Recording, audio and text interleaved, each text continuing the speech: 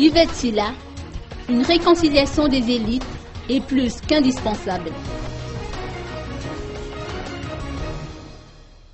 La réconciliation est incontournable et elle doit se faire à plusieurs niveaux, a déclaré Yvette Silla, présidente de l'association Maman ou Madagascar à Mandjous.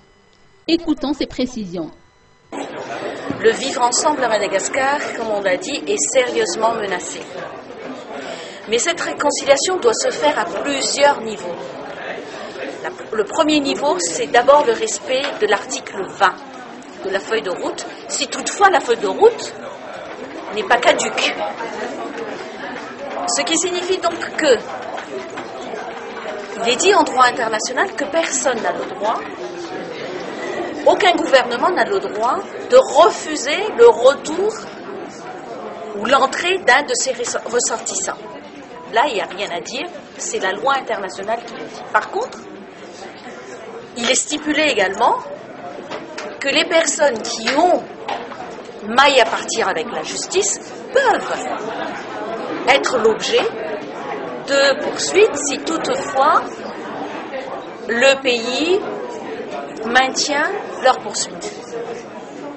Par conséquent, en ce qui concerne l'article 20, l'alternative est la suivante.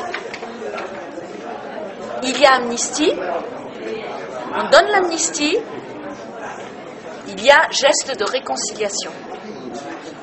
Il n'y a pas amnistie par rapport à l'article 20, ce n'est plus la peine de parler de réconciliation.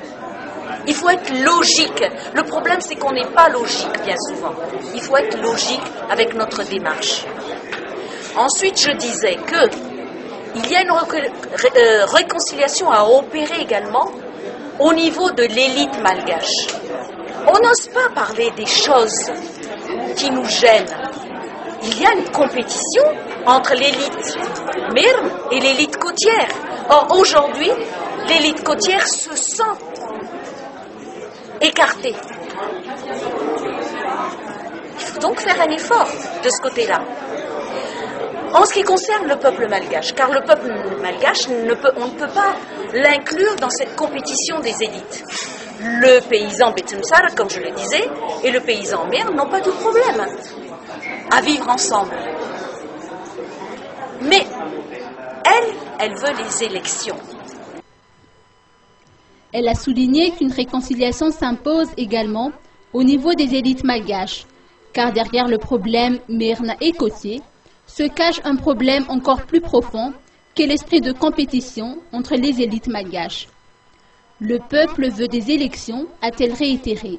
Cependant, le contexte actuel n'est pas favorable à l'organisation d'élections, car cela risque, selon elle, de créer une tension post-électorale, faisant ainsi allusion à l'insécurité dans le sud de l'île.